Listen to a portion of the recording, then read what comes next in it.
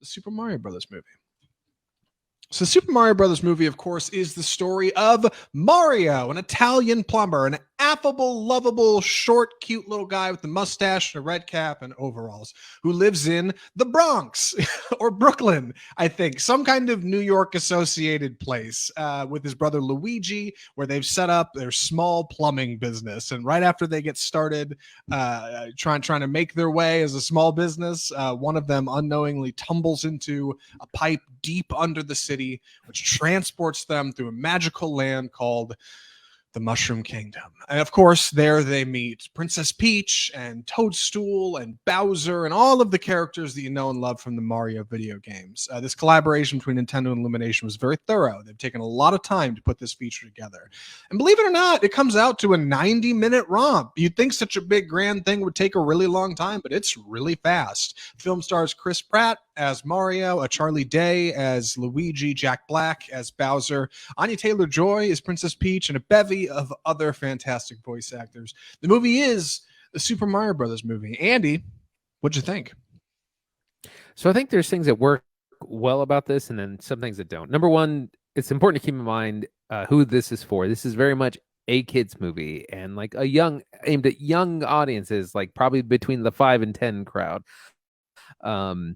So that being said, it doesn't really work narratively. It's kind of all over the place with the plot and the pacing, and it moves kind of too fast. But like a 5-year-old's not going to care about this. Where it does succeed is in the visuals. Like the Mushroom Kingdom looks amazing. A lot of the recreation of video game play is really good. There's fantastic racing scene on Rainbow Road, which I thought was really fantastic. The visuals are really stunning, and the plot's just kind of whatever, enough to get you from sequence to sequence, but it's a lot of fun. And it's a quick 90 minutes. Put it on, the kids will watch it 100 times a day. So it's like, I just thought it was okay, but I'm not the target audience. That being said, we can have really good kids movies. Look at the Lego movie, the Batman Lego movie, Pixar. This isn't quite there, but it's obviously very successful. And it's still a fun time. It's funny. We were just talking about before the show. The second feature we're reviewing this week is Renfield, and that's actually directed by Chris McKay, who directed the Lego Batman movie. And that was a movie that was obviously adapted from a larger property, but was a bit smart. Like, there's some fast references, especially in regards to Batman. It's surprisingly deep, like on some of the deep cuts in the Lego Batman movie, man. Lots of old villains, old Robin costumes, cheesy jokes about the relationship, like a lot of stuff that a 5-year-old is not going to get. And the Super Mario Brothers movie is not aimed at the people who watch the Lego Batman movie. Andy's absolutely right. He actually said it best when he first saw the feature before me, and he texted me about it and I said, "Hey, what'd you think?" Soft review. And he said, "There's movies for kids and there's movies for babies. The Super Mario Brothers movie is for babies." And it's true. This is for babies. And this is the thing that I think Illumination brings to the table. This is something I didn't understand until I was sitting in the movie watching the trailers in front of it. And they had a trailer for a bunch of Illumination's features leading up to their December movie. It's coming out this Christmas. It's called Migration. I don't know. It's something about migration. Yes. It's about a family of ducks that are migrating. And in that trailer, it's just like 90 seconds of everything Illumination's done, from the studio that brought you Despicable Me and Despicable Me 2 and 3 and Minions 2 and The Grinch and Secret Life of Pets and Sing comes, and the Super Mario Brothers movie comes, Migration. That's fine. And watching that, I realized that the thread here: 1, stellar animation; 2, fine voice actors; 3, all these movies are aimed at very young kids, like all of them are aimed at babies. And this is what they do well. So when I go see the Super Mario Brothers movie, all the Nintendo trappings I love. I played a lot of the Super Mario Brothers games, believe it or not, probably more than I should have. But all of that jumps out to me as good stuff. The stuff that's weak is fundamentally in the script, which is just light speed fast. Oh my God, you do not have any character development. We are moving and shaking through things because it's a movie for kids. That's what it's supposed to be. Yeah, exactly. And that's what, again, when you're thinking about this movie, think of Minions, and Minions is for young kids and bad memes. And that's what this, but it succeeds. And I mean, every kid, every family went to see this over Easter, I think, and this weekend, and it's really successful in that space, and it is important to have movies for that demographic. Let's talk a little bit about characters because we have a great cast. Zach, tell us about it. Yeah. So, like I said at the top, we've got Mario, our lead, played by Chris Pratt, his brother Luigi, played by Charlie Day, two down on their luck plumbers, right? And like in the open of the film, they are completely normal people, right? That's actually something Mario creator Shigeru Miyamoto has said for years. Mario is supposed to be a normal dude. He's supposed to be a normal person in an abnormal place, which is what this movie does great. The two of them go to the Mushroom Kingdom where they meet Toad, played by Keegan Michael Key, who takes them to see Princess Peach, played by Anya Taylor-Joy. On the way, they stumble into Bowser, played by Jack Black. Things are not quite that order. There's a little bit of mystery to it, but it's fine.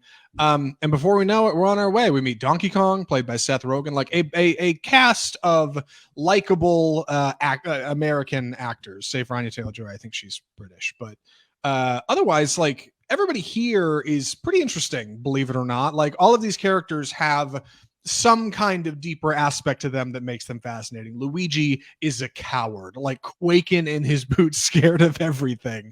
And Anya Taylor-Joy isn't sure where she comes from, right? She's a princess who's been given this responsibility of ruling the Magic Kingdom, but ultimately like is unsure of herself. Bowser is infatuated with Princess Peach, which nobody understands, leads to a little ditty in there where Jack Black sings a bunch.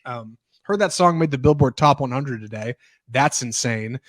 Believe it or not, the most uninteresting of all of these characters is Chris Pratt's Mario. Like Mario is, unfortunately, to a fault, a completely normal person, and like that doesn't make him very interesting on screen, whereas everybody else has something about them. There is a bit of a something in there about his willingness to try again, and like to not give up. And I guess that kind of ties into like the larger Mario theme of like having multiple lives and dying and restarting a level, but it's too half baked to like really come through. And out of all of them, I think Pratt still has the weakest performance. Like that's what everybody predicted when this was announced. Everybody's like, Chris Pratt as Mario, yuck. You know, everybody else fits. He's just fine, and I think he got it because of his work in the Lego Movie. Yeah, it's just super bland. It's so middle of the road. There's just not a lot of personality. Yeah, everyone else is more fun. Like Charlie Day as Luigi is great. Doesn't get enough screen time. Anya Taylor-Joy, who's actually she's from Argentina. She speaks fluent Spanish. If you've ever heard, she's Argentinian. I guess I knew that. Yeah. But she plays Princess Peach and kind of I'm gonna say overpowered. I could tell they wanted to steer away. They wanted to make her like a strong female, which is great. But then Luigi turns into the damsel in distress instead because he's the one who gets captured by Bowser and has to be kind of rescued. Jack Black is giving it 110%. Like he's so good as Bowser. His song has gone viral. Really putting in a good performance. Like you said, Pratt is just weak, and I don't know if it's the character or it's Pratt or just kind of both. But yeah, Mario's just not really interesting. The Kongs, we meet Donkey Kong and Cranky Kong and the Kong family. Donkey Kong played by Seth Rogen, who refused to do it. He kind of like he's like, I'm not doing a voice. I'm just like, you're getting Seth Rogen if you hire me. That's it. That's exactly what you get. You get his kind of laugh. So it's fine, but it's a good cast and it mostly works. It's funny, before the movie started, you see a bunch of trailers for upcoming things, of course, and one of them was the new Teenage Mutant Ninja Turtles movie. I think we talked about that on the trailer park a couple weeks ago. If not, we'll get to it as more comes out about it. But that's produced by Seth Rogen, and it opens with like a title slate that says like, from eternal teenager Seth Rogen. And like the more I learn about the man and the more I see him and things, like, yeah, he's kind of just like, I'm literally just going to do my thing. If you hire me, you're just getting what I'm doing, and that's it. And like I respect that. All the good actors do it, right? That's what Jack Black's doing in this. Like, yeah, he's playing Bowser, but like they tweak his voice a bit. Like he's just going big, bold, brash Jack Black. Charlie Day is being like meek, mild Charlie Day. Like those are the things that work well. Like that's what I think works best. I think the reason Chris Pratt, and I need to move off him, but just one more thought. I think the reason like he's had a lot of success in voice acting is because the characters he's played have been like phenomenally endearing. Like Emmett in the Lego movie is like so inspired and hopeful all the time. It's going to be a great day, guys. And like he does that really well. He did that on Parks and Rec when he played Andy. But Mario doesn't have that. Like he's not really this like up and at 'em kind of character. Like he's kind of just a dude. And like it's a shame they don't do more with him. I'm sure they'll do more in the sequel. There's going to be more here. But let's talk about the Mushroom Kingdom. All right, we got to talk about our setting. New York is fine, right? We do actually get a good look at like the Mario family, including the father, who I think is actually voiced by, in like 2 lines, Charles Martinet, who's the original voice of Mario. Believe it or not, he's got a little cameo in here. But once you get to the Mushroom Kingdom, that's where everything's exciting. And not only is it big and bright and bold, and we get this like very quick, but are admittedly full trek across like these various worlds that you would see in the games. Like you see all the characters, all the little takes that like make the Mushroom Kingdom what it is. And like these are the things that I think is going to sell merchandise for this movie. It's what it's really all about. Like there are so many cute little monsters in this world. Like you got the Toads and the Boos and the Koopas and the Bob-ombs and the Penguins and like dude, there's so many little things they could sell little stuffed animals for. Yeah. Everything in the Mario world like has eyes and like has thoughts, but it's not like creepy. They're like big and cutesy and thoughtful. And this is able to work because Nintendo has been like, shaping this for 35 years in video and longer, even in video games. Like they've got Mario pretty much down to a science on what people like and don't like. So it's like it slides really easily into Illumination's animation and makes for like a really full setting. There's a couple of great sequences in like Donkey Kong Land. There's a Mario Kart sequence that's really great. Like that stuff I think works well. Yeah, again, the setting is probably one of the better parts of it. We have these different worlds. We have the Mushroom Kingdom. We have Bowser's Castle.